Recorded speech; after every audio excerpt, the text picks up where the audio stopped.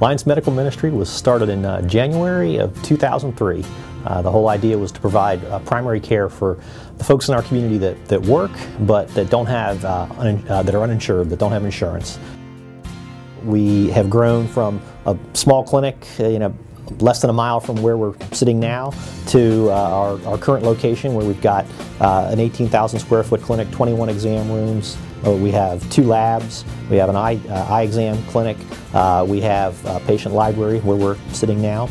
We have a total paid staff of 25, includes 5 physicians and one mid-level, nurses, receptionist, a chaplain.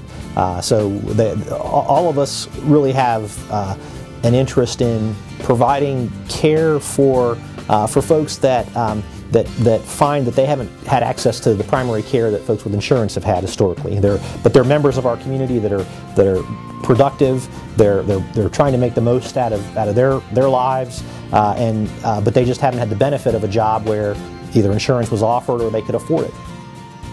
At Alliance, we basically deal with everything from minor acute care issues, so you might have strep throat or pink eye or a stomach ache, to chronic disease management, things like diabetes, hypertension, asthma, high cholesterol.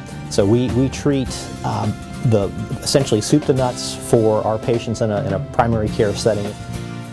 We have volunteers that can work in a clinical capacity, work in the garden. We have opportunities for folks just to help with data entry on our medical record system. We certainly welcome support from adults, from students that are interested in medical school that'll shadow providers here. So there's a lot of different ways that individuals, Sunday schools, congregations can get involved in Alliance.